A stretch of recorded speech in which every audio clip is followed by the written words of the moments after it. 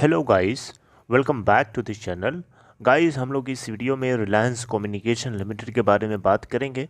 बहुत ही इंपॉर्टेंट आप लोगों के साथ अपडेट शेयर करना है। लेकिन सबसे पहले फ्राइडे के दिन की सिचुएशन को अगर एक बार देख लें तो थोड़ा सही रहेगा, हम लोगों को पता चलेगा कि क्या चल रहा है एक्चुअली में। 1.95 की प्रीवियस क्लोजिंग के बाद 1.95 पे ही ओपन हुआ फ्राइडे को और 1.90 का लो बनाया और 2.00 का हाई बनाया। अपर सर्किट 2.00 का लगा था, लोअर सर्किट 1.90 का लगा था। 1.90 के ऊपर ही क्लोजिंग देता है जो कि 2.56% डाउन है, यानी 5% नीचे है अपने लास्ट क्लोजिंग प्राइस के रिस्पेक्ट में।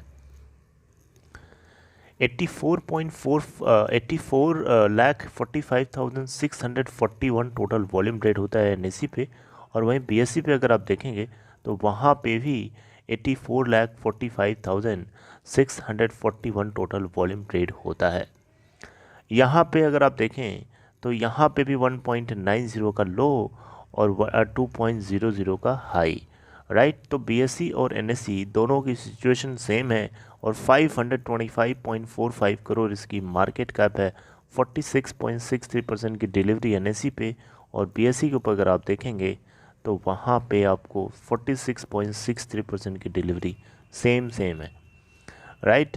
तो टेक्निकली बहुत ज़्यादा बेरिश हो रहा है अब धीरे धीरे। तो देखिए, बात कुछ ऐसी है कि जहाँ एक तरफ रिटेल इन्वेस्टर्स की गर्दन पे तलवार लटकी जा रही है, they are bleeding very heavily, they are crying, they are waiting for the result from Delhi high court कि दिल्ली हाई कोर्ट में आउटकम आना था, क्या हुआ उसका, कब आएगा उसका आउटकम, क्या रिजल्ट निकलने वाला, क्या एक्शन लिया जा रहा है, कौन सा लीगल एक्शन लिया जाएगा अनिल अंबानी के ऊपर, क्या कोई कार्रवाई करी जाएगी, क्या हमारा सिस्टम ऐसे लोगों को पनिश करेगा, सजा देगा। इस चीज़ का वेट कर रहे हैं। उनकी कंपनी रिलायंस कम्युनिकेशन ने स्पेक्ट्रम को कैसे शेयर कर दिया शेयर होल्डर्स के बिना अप्रूवल से। हमारे share holders, we are retailers, we are the owner. उन लोगों को, हम लोगों से, रिटेलर्स से पूछना चाहिए था। आज रिलायंस इंडस्ट्री लिमिटेड का रिज़ल्ट आ चुका है, उसके ऊपर भी मैं आपको अपडेट करूंगा थोड़ी देर में। लेकिन मैंने उस आर्टिकल को रिसर्च किया उसके ऊपर तो पता चला कि उसके अंदर रिलायंस इंडस्ट्री लिमिटेड का जो Q3 का रिज़ल्ट आया है, इसके अंदर जो मेजॉरिटी ऑफ प्रॉफिट है वो जियो की तरफ से आया है। जियो का कंट्रीब्यूशन सबसे ज़्यादा है रिलायंस इंडस्ट्री लिमिटेड के Q3 अर्निंग्स में। जियो कौन है? जियो को आप जानते थे 2016 से पहले? नहीं जानते थे। किसने जन्म दिया, किसकी ज़मीन के ऊपर जियो खड़ा हुआ है? वो यही कंपनी है जिस कंपनी के आज खून निकल रहा है, जिस कंपनी के रिटेलर्स की गर्दन कट रही है। They are crying. किसी की शादी नहीं हुई है, इसमें पैसा 10 लाख 15 लाख रुपए फंसा के रखा हुआ है। किसी की बहन की शादी रुकी हुई है, उसके पास पैसा नहीं है बिकॉज उसका पूरा पैसा इस कंपनी ने डुबा दिया है। किसी की पूरी ज़िंदगी भर की कमाई इसमें फंस गई है, कोई सीनियर सिटीज़न है। ऐसे ऐसे लोग इसमें फंसे हैं यार, सोच करके मेरे को चक्कर आने लगता है। इस चीज़ को मैं सोचता हूँ तो मुझे चक्कर आने लगता है और मैं फ्रस्ट्रेशन को कैसे कंट्रोल करूँ। अब ऐसा मेरे साथ ही नहीं हो रहा है, बल्कि ऐसे बहुत लोगों के साथ हो रहा है। They are crying, they are waiting from Delhi high, मतलब दिल्ली हाई कोर्ट से कुछ तो हो, कुछ तो रिजल्ट आए, क्या क्या निकला उसके ऊपर, इस बात का लोग इंतज़ार कर रहे हैं। और इस बीच में ये कश्मीर घूम रहा है जिसने 50,000 करोड़ रुपए तक का साइफनिंग कर दिया बैंक्स को लेकर के। आइए दिखाता हूँ मैं आपको एक आर्टिकल के जरिए। आप ये देख सकते हैं, वहाँ की एक लोकल न्यूज़ एजेंसी के जरिए एक रिपोर्ट करी गई है। Reliance Anil Ambani arrives in Kashmir, hits to Gulmarg.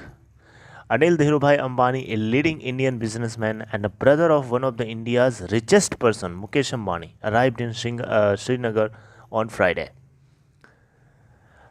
Unnamed sources told that agency that chairman of Reliance Group arrived at Srinagar airport at around 3:30 p.m. along with family. परिवार के साथ 3:30 पे ये दिखाई देता है श्रीनगर के एयरपोर्ट के ऊपर। फिर इसके बाद वहाँ से कोई आई थिंक कोई लोकल एक मैंने देखते हैं, they added that Ambani would straightly drive towards the world's famous ski resort Gulmarg. ये स्काई रिजॉर्ट घूम रहा है गुलमार्ग, जो कि दुनिया का फेमस स्काई रिजॉर्ट है। ठीक है, तो अब यहाँ पे आगे लिखा है unconfirm report said that Ambani will be meeting the top officials of the administration at Gulmarg. The officials from the tourism department would likely meet the visiting businessman. तो इस आर्टिकल से क्या पता चलता है? इस आर्टिकल से पता चलता है कि जहाँ एक तरफ लोगों की जान जा रही है, वहाँ ये घूम रहा है। मुझे तो ये बात नहीं समझ में आती है कि इसने इतना सारा पैसा लिया, इतना 50,000 करोड़ के आसपास इसने बैंक्स की हवा निकाल दिया है इस इंसान ने, रिटेलर्स की जान ले रहा है। तो मुझे ये नहीं समझ में आता है कि इसने 50,000 करोड़ रुपए लिया तो किया क्या उस पैसे का भाई? सबसे बड़ा क्वेश्चन है कि तुम 50,000 करोड़ रुपए बैंक से लोन ले रहे हो, तुम उसका करे क्या हो? सबसे बड़ा क्वेश्चन है, करे क्या हो उसका?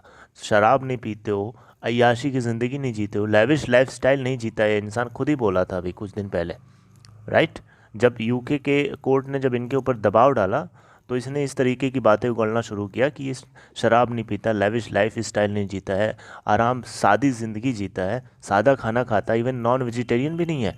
तो फिर तुम करे क्या हो भैया? 50,000 करोड़ रुपए बैंक से उधार लिए हो, लोन लिए हो, तुम उन्हें उसका बिजनेस में लगाया, उसका बिजनेस में लगाया होता तो तुम्हारी कंपनी आज इतने कर्जे के नीचे क्यों डूबी है? सबसे बड़ा क्वेश्चन उठता है कि तुमने किया क्या? 50,000 करोड़ रुपए किसको दे दिया? क्या के लिए? क्या दिमाग नहीं था? पागल थे? क्या हो गया था? कहाँ गया पैसा ये? सबसे बड़ा क्वेश्चन तो इसी बात को उठता है। कौन पूछेगा इनसे? हमारे रेगुलेटरी एजेंसीज जो बॉडीज़ हैं, जो अथॉरिटीज़ हैं, वो उनको किस लिए हमने खड़ा किया है? ऐसे लोगों को इस देश के अंदर क्या पैदा होने देने के लिए खड़ा किया है, या ऐसे घूमने के लिए खड़ा किया है? ये लोग एंजॉय करें, लोगों की जान ले करके? सब कुछ खामोश है इस समय, कुछ भी नहीं है। वी आर वेटिंग होपफुली कि दिल्ली हाई कोर्ट से कुछ भी ऐसा हो जाए जिससे कम से कम इसकी जो कंपनी है आरकॉम, उसको बचाया जा सके। इस बात की हम लोग उम्मीद लगा के बैठे हैं, राइट? और इसके खिलाफ कुछ कार्रवाई हो और पता चले कि वो 50,000 करोड़ रुपए जो बैंक्स को इसने चूना लगाया, वो कहाँ गया पैसा? साइफनिंग करी है इसने, 3 अकाउंट्स को फ्रॉड डिक्लेयर किया गया, और 3 अकाउंट्स क्या एक्चुअली में फ्रॉड है या नहीं है, उस चीज़ के ऊपर सीबीआई जांच होनी चाहिए प्रॉपरली, पता चलना चाहिए कि क्या हुआ, राइट? तो बातें बहुत कुछ है करने के लिए। और सबसे बड़ा क्वेश्चन मेरे दिमाग में जो एक ही चीज़ मेरे को पचती नहीं है कि जब आरकॉम, रिलायंस कम्युनिकेशन, जब इतने बड़े कर्जे से गुजर रही है, 50,000 करोड़ रुपए इसके पास कर्जा है बैंक्स का, शेयर होल्डर्स की इसने अलग से वॉट लगा रखी है, तुमने इस बीच में अपने इस कंपनी के स्पेक्ट्रम को दूसरे कंपनी के फ़ायदे के लिए क्यों दिया? जियो रिलायंस को फ़ायदा पहुंचाने के लिए आपने क्यों दिया? आपका भाई है इसलिए दिया, तो फिर आपका भाई है, इस मुसीबत के टाइम पे भी तो भाई बनना चाहिए कि सिर्फ आपके फ़ायदे के लिए, उसके फ़ायदे के लिए आप भाई बन गए और आपके फ़ायदे के लिए वो भाई नहीं बन सकता? Who is responsible for this? Is Jio not responsible for this? Jio is hugely responsible for this whole mess. So guys, अगर आपको कुछ अपडेट में मुझे मिलती है तो मैं आपको डेफिनेटली अपडेट करूँगा। आप टेंशन ना लो, मैं आप लोगों के लिए चीज़ें ढूंढता रहता हूँ, पता करते रहता हूँ। और मैं कमेंट्स पढ़ता हूँ तो बहुत दुखी होता हूँ, सैड हो जाता हूँ बहुत ज़्यादा। किसी की ज़िंदगी भर की कमाई फंस गई है, कोई 30 लाख लगा के बैठा हुआ है, कोई 10 लाख लगा के बैठा है, कोई 1 लाख लगा के बैठा है।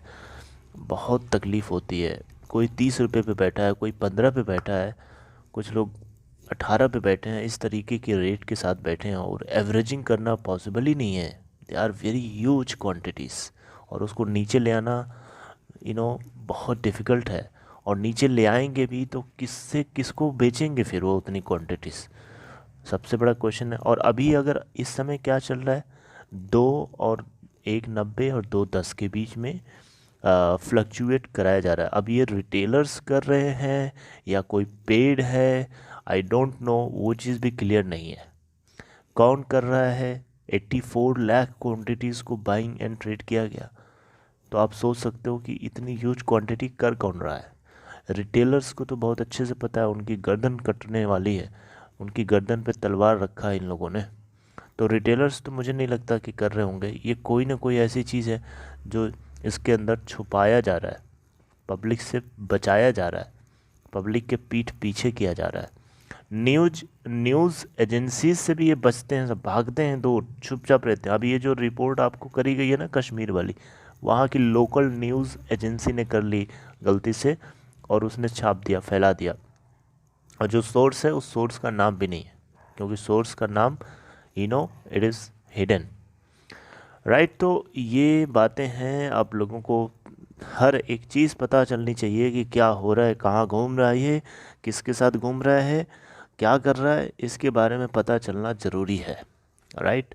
So this is all guys. अगर आपको थोड़ा कंटेंट अच्छा लगा होगा तो लाइक कर दीजिए, और डीमेट या ट्रेडिंग अकाउंट अगर आपको ओपन कराना है तो डिस्क्रिप्शन बॉक्स में देखें, आपको एक लिंक मिलेगा, उसे क्लिक करके आप अपस्टॉक के अंदर अकाउंट ओपन करा सकते हैं गाइस।